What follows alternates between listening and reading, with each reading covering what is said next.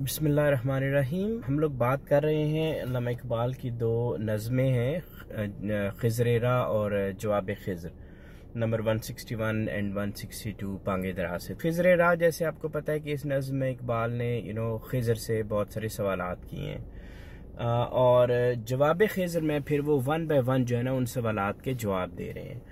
तो इकबाल का जो पहला सवाल था खज़र राह में, वो कुछ यूं था कि छोड़कर आबादियां रहता है तू सहरा नवर्द, जिंदगी तेरी है बेरोज़ शब फरदा दोष।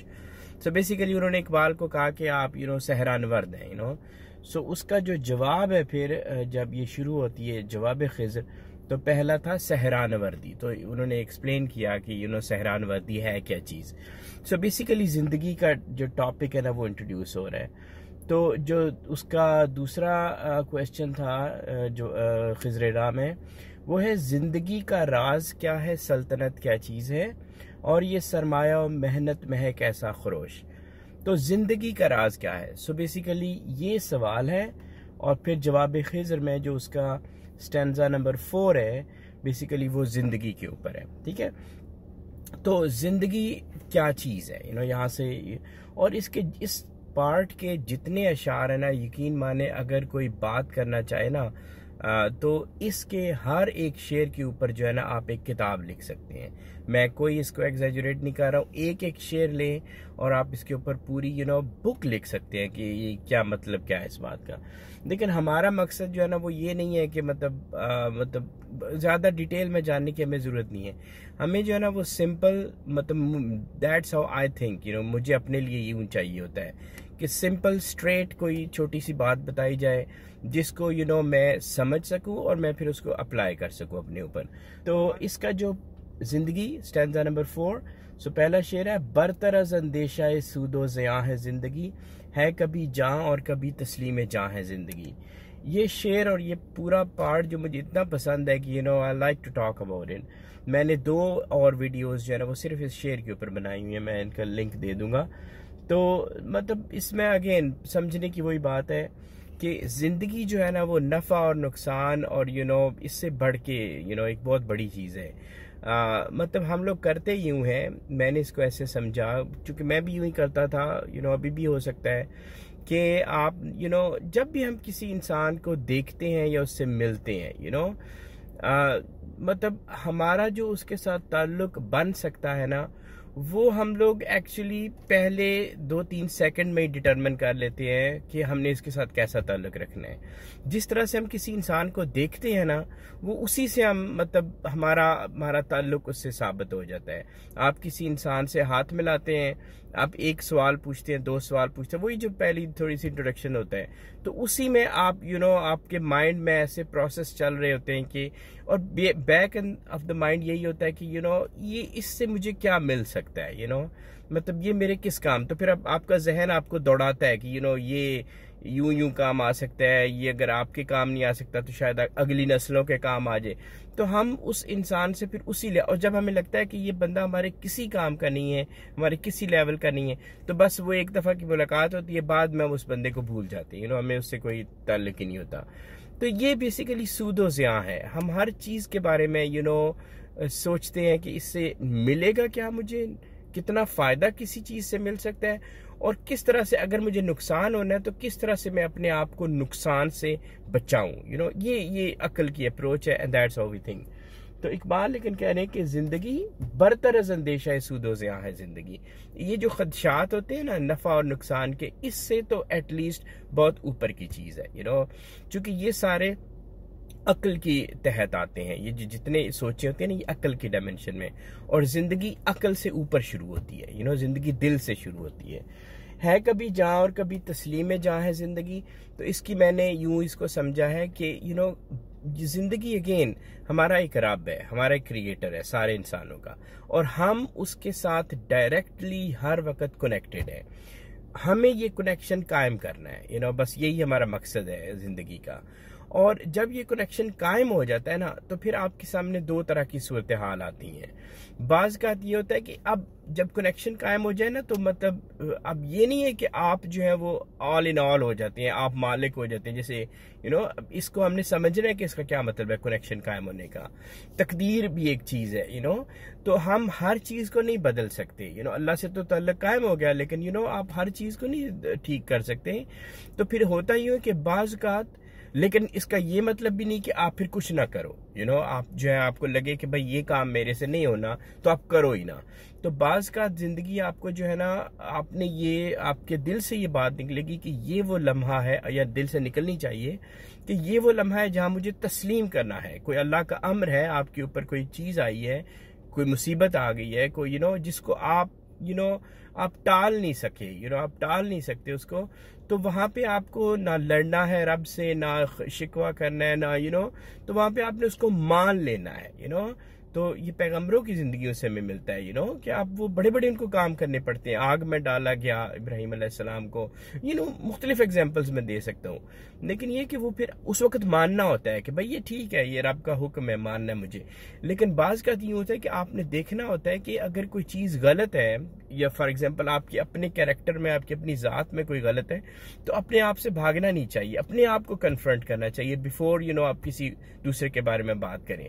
तो जब आप अपने कैरेक्टर को कन्फ्रंट कर करके बार बार उसको एक अच्छा कैरेक्टर बना लें, तो देन यू लुक अराउंड कि आपकी सोसाइटी में क्या चीज़ है, और फिर अल्लाह ताला आपको ये इंसाइट देते हैं कि आपको दूसरों के मसले समझ आते हैं, और तो फिर आप उनको हल करने के लिए जो आपके पास रिसोर्सेज होते हैं, वो आपने यूज़ करने होते हैं, ताकि आप उसको उनको लोगों की हेल्प करें अपनी सोसाइटी की।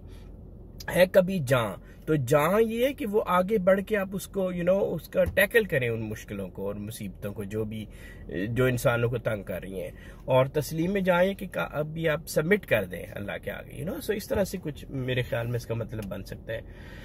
तू इसे पैमानाए अमरोज़ फरदा से न नाप, जावेदा पे हम रवा हरदम जवा है जिंदगी। एज आई सेड कि इस पे बात करने को तो हर शेर पे लोग जो है वो पूरी किताबें लिख सकते हैं, लेकिन अगेन हमें जो कॉन्सेप्ट जिंदगी का है ना, हमारे जो ईमान का हिस्सा है ना, अब ईमान तो ज़रूरी है ना हमारे लिए समझना, अल्लाह की ज़ात, और फिर जो ईमान के बेसिक जो चीज़ें हैं, तो हमारा ईमान, आप हदीस में भी देख लें बार बार कि ईमान आखिरत के ऊपर, कि ये ज़िंदगी हमारी मतलब बहुत बड़ी कोई चीज़ नहीं है, ये ख़त्म होनी है, और ये ऐसे होना चाहिए कि हमारी आंखों के सामने हर वक्त होना चाहिए कि इस लम्हे के बाद अगले लम्हे को मैं दूसरी डायमेंशन में चला जाऊंगा।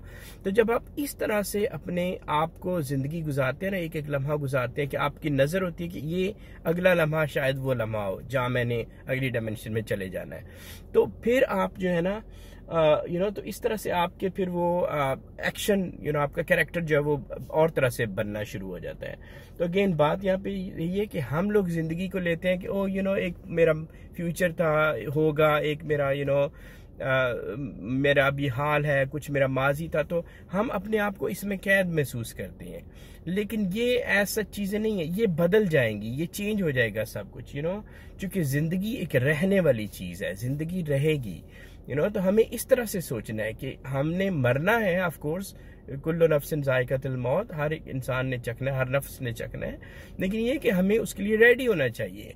हमें इस तरह से हम एक हर वक्त हम एक उस लम्हे में रह रहे होते हैं, एक वो अगर हमारा कनेक्शन कायम हो। अपनी दुनिया आप पैदा कर अगर जिंदों में है, सिर्रे आदम है ज़मीरे कुन फ़िका है जिंदगी।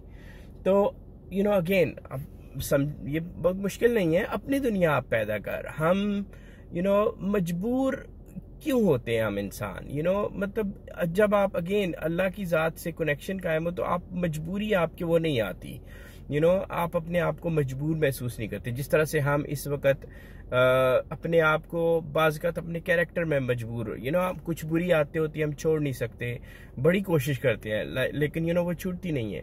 लेकिन उसका अगेन उसके पीछे कोई रीज़न होती है जिसकी वजह से वो छूट नहीं रही होती।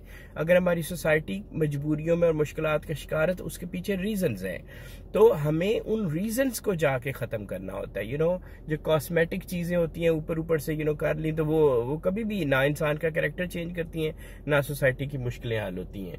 तो ये ज़िंदगी सिर्रे आदम है, ज़मीर कुन फ़िका है ज़िंदगी। तो अगेन ये बहुत बड़ा टॉपिक है, ज़मीर कुन फ़िका, यानी कि ये जो अल्लाह ताला की कुन फयकून कमांड है ना, उसका राज है ये ज़िंदगी। अब आप इसको समझें, आप बताएं मुझे कि इसका क्या मतलब होगा। सिर्रे आदम है, आदम का भी राज है, तो आप इस पे सोचें और फिर मुझे बताएं। जिंदगानी की हकीकत को हकन के दिल से पूछ, जुए शीरो तेशा और संगे गिरा है ज़िंदगी। तो अगेन अब ज़िंदगी किससे बंदा पूछे। अब ज़िंदगी एक ऐसा इंसान जिसने कभी कोई तकलीफ नहीं सही, जिसको कभी कोई चीज़ कम नहीं हुई। हमारे आप अपने घरों में देखें, हमारे ना खाने के मसले होते हैं, फ्रिज हमारे खाने से भरे होते हैं, किचन हमारे खाने से भरे होते हैं, हर जगह खाना पड़ा होता है। कभी सोचना ही नहीं पड़ता कि खाना कहाँ से आएगा, अगला खाना कहाँ से आएगा। कभी पहनने का नहीं फिक्र होती, जेब में हमारे पैसे होते हैं, क्रेडिट कार्ड होते हैं, जाएं जो मतलब कभी सोचा तक नहीं कि ये चीज़ नहीं ले सकते। तो ऐसा इंसान जिसको मतलब कभी कुछ कम हुआ ही नहीं जिसका, वो आपको ज़िंदगी के बारे में क्या बताएगा। तो ज़िंदगी को अगर आप वाकई समझना चाहते हैं ज़िंदगी क्या चीज़ है, मैं आपको 2-3 मिसालें देता हूँ। मैं ना आप जाएं, अभी मतलब मुझे पाकिस्तान गए हुए बहुत अरसा हो गया, 10-12 साल, लेकिन ये कि वहाँ पारा चौक और ये जो इलाके होते थे, तो अक्सर ना रात को आपको पता है कि औरतों के साथ क्या सलूक होता है वहाँ पे। उस वक्त वो हाईएस्ट होती थी जिसमें लोग ट्रैवल करते थे, अब तो शायद मेट्रो बहुत कुछ बन गया है। तो वो ना छोटी सी होती हैं, उसके अंदर घुसाते हैं सबको। तो सुबह के वक्त में ये जो ड्राइवर और कंडक्टर वगैरह होते थे ना, तो ये सब औरतों को पकड़ पकड़ के लाते थे, आओ जी बाजी आगे बवो, आगे बैठो, पीछे वाली सीट पे बैठो, सवारियों को घुसाते थे अंदर। तो लेकिन जब वापस आ रहे होते थे ना, लेट से अगर रात हो गई है, 9-10 बज गए हैं रात के, तो अब ये है कि औरतें कम होती हैं उस वक्त, तो वो फिर अगर एक अकेली उधेड़ उम्र औरत खड़ी है ना, तो वो उससे को बिठाएंगे नहीं। वो कहेंगे हमारी एक सीट जाया हो जाएगी। तो वो ऐसी औरत अब वो किसी इंसान को कहती है कि पुत्र तू आ जा मेरे नाल बैठ जा, तुम आके मेरे साथ बैठ जाए, चूंकि मैं अकेली होंगी तो ये बिठाएंगे नहीं। तो एक ऐसी औरत जिसके साथ साल हर साल तक यूं ही हुआ, कि हर रोज वो खड़ी होती है यहीं पे, कहीं पारा चौक में, कहीं उस रोड पे, मरी रोड पे, और और उसका कितना वक्त वो अपने जहन में यूं परेशान रहती है कि मैं कैसे घर पहुंचूंगी।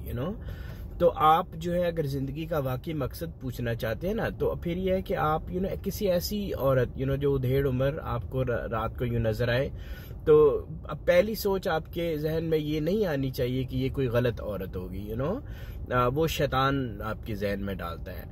तो आप सोच ये होनी चाहिए, आप उसके पास खड़े हो जाएं, तो उससे पूछे कि जिंदगी का मकसद क्या है। तो वो जो बताएगी ना जिंदगी का मकसद, वो जो है ना वो असल होगा, वो सही जिंदगी का मकसद होगा ना। और एक मिसाल दे सकता हूँ कि आप किसी ऐसे नौजवान को सोचें, जहन में लाएं, जो जब जवान था 20, 21, 22 साल का, तो पुरानी बात है कोई, तो उसने एक साइकिल खरीद ली, नई साइकिल खरीदी, उस पे उसको जॉब मिली पहली, वो या मोटरसाइकिल खरीदा, तो वो जॉब पे उसने जाना शुरू किया। वो हर रोज मतलब जाता रहा, अपने काम पे जाता रहा, पूरा दिल लगा के काम किया, मेहनत से काम किया। फिर वो बूढ़ा हो गया, वो 60-65 साल की उम्र में चला गया, वो रिटायर हो गया, उसकी जॉब भी चली गई, घर पे आ गया, बैठ गया। लेकिन वो और उसकी साइकिल के टायर घिस गए, बदलता रहा सारी, उनको लगाता रहा, लेकिन वही साइकिल उसके पास रही। और जब वो रिटायर हुआ तो वो बेचारा अपना घर नहीं बना सकता, वो मुश्किलों में रहा, रिटायर हो के भी सारी जिंदगी अपनी एक मुआशरे को दे के, एक सोसाइटी को, फिर भी वो अपना घर नहीं बना सकता, उसको इज्जत नहीं मिली, उसके बच्चे पढ़ नहीं सके, उसकी बच्चियों की अच्छी जगह शादी नहीं हुई। तो ऐसा इंसान अगर कहीं नजर आए ना, तो उससे बैठ के पूछे कि जिंदगी का मकसद क्या होता है। वो जो बातें बताएगा ना, मे बी वो आपके लिए they are not making sense, वो आपको लगे कि बेरब्त बातें कर रहे हैं, लेकिन वो बेरब्त बातें नहीं कर रहा। ये हमारे कान होंगे जिनको उनमें रब्त नजर नहीं आ रहा, वो अपनी तरफ से बिल्कुल रब्त वाली बातें कर रहे हैं, हम उसको समझने के काबिल नहीं है, क्योंकि हम वो जिंदगी का मकसद अपने लिए समझना ही नहीं चाहते कि वो कहना क्या चाह रहा है इंसान। तो ये है जिंदगी का मकसद। तो शेर क्या था, जिंदगानी की हकीकत को हकन के दिल से पूछ, जुए शीरो तीशा संगे ग्राह है जिंदगी। मेरे जैसे बंदे से किसी जो हम लोग बैठ के बातें करते रहते हैं, इनसे आपको जिंदगी का मकसद ठीक है सुन लें, लेकिन ये नहीं कि यही मकसद है। मकसद अपना खुद ढूंढे और ऐसे लोगों के पास जाके ढूंढे कि जिंदगी का मकसद क्या है। बंदगी में घट के रह जाती है एक जुए कामयाब, और आज़ादी में बहरे बेकरार है जिंदगी। तो बंदगी बेसिकली यहाँ पे जो है ना वो ये है कि जो तकलीद होती है, तकलीद, रिचुअल्स, जो अगर हम अपना मजहब सिर्फ ये समझे कि एक रिचुअल है। रिचुअल की उर्दू क्या होती है, काफी अरसे से मैं सोच रहा हूँ। रिचुअल ये है कि आप वो बार बार वही काम करते रहे, सोचे ना कि आप कर क्या रहे हैं। किसी की आप तकलीद शुरू हो जाए, किसी को आप मान ले कि भाई ये बंदा ना, ये सही बंदा मुझे मिल गया, मैंने इसको फॉलो करते रहना है। नहीं, आप चीजें सीख लें, लेकिन आप अपनी अलहदा से राह बनाएं। आप अपना अगेन कनेक्शन अल्लाह की जात से, अपना कनेक्शन, अपना रास्ता, अपने ख्यालात, अपने तरीके से, दैट्स व्हाट इट इज। अगर आप किसी के पीछे लग गए, कोई वो सोच भी हो सकती है, कोई ख्याल हो सकता है, कभी भी एक चीज के ऊपर फर्म नहीं रहना। अल्लाह की जात के ऊपर ईमान ला के आपने नई चीजें अपने आप को ग्रूम करना है, क्योंकि कोई कमी नहीं है नए रस्तों की, या तो ये नहीं कि आप किसी एक के पीछे लग जाए और रिचुअल स्टेट में चले जाए और वही करते रहें।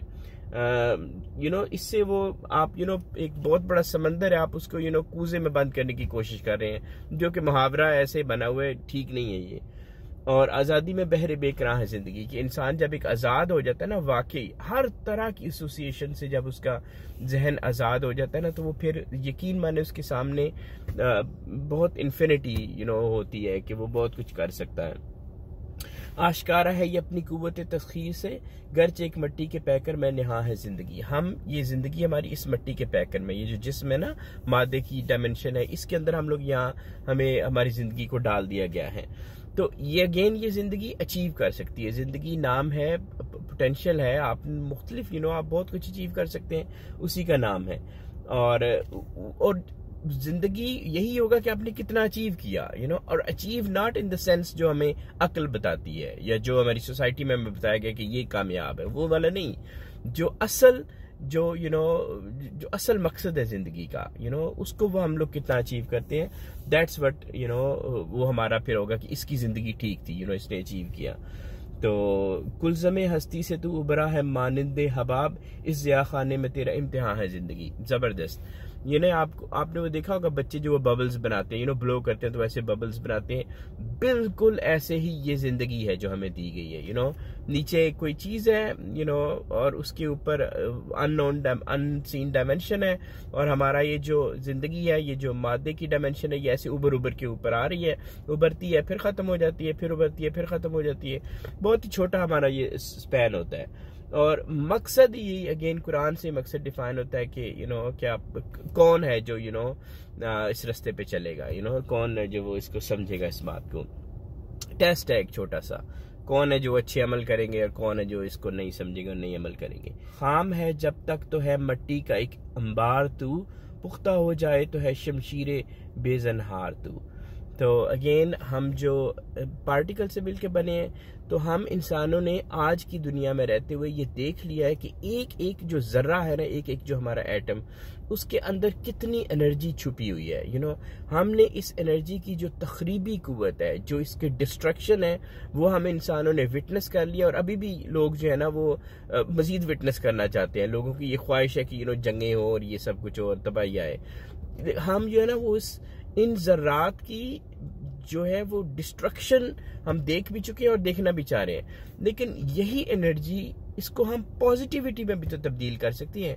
इतना ज्यादा जो पोटेंशियल है, इसके सिर्फ नेगेटिव पर्पस के लिए क्यों यूज करें। अगेन आप सोचें कि इससे कितना ज्यादा पॉजिटिव तब्दीली लाई जा सकती है। अपने इंसान अपने लिए और दूसरों के लिए क्या कुछ कर सकता है।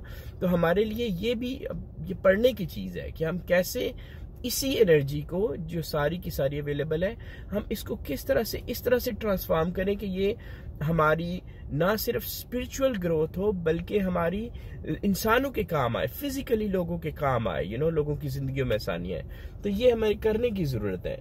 तो ऐसा इंसान जब इस तरह इसमें मेहनत करेगा, इसमें पढ़ेगा और इसमें अपनी ज़िंदगी सर्फ करेगा, इसको अपना मकसद बनाएगा, तो वो शमशीर बेजनहार, ऐसी शमशीर है जिसको कभी जंग नहीं लगेगा, ज़बरदस्त वो इंसान बन जाएगा। तो ये है बेसिकली ज़िंदगी की मतलब आप बहुत कुछ इसमें कह सकते हैं, लेकिन ये कि आई होप कि आप वो जो मेन छोटे से पॉइंट्स है वो आपको मिल गए होंगे।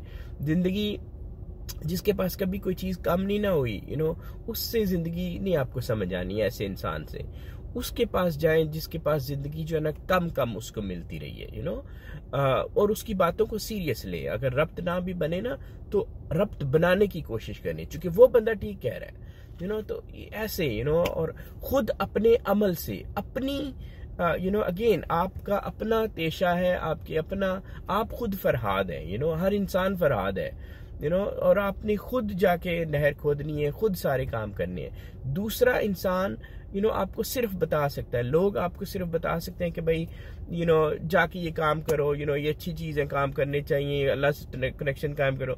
ये सारी बातें हैं, जब तक कि आप खुद नहीं करेंगे ना तो वो जिंदगी का आपके ऊपर मकसद खुलेगा ही नहीं, so that's kind of I'll sum up with that, and इंशाल्लाह मैं फिर इसको कंप्लीट करने की कोशिश करूँ।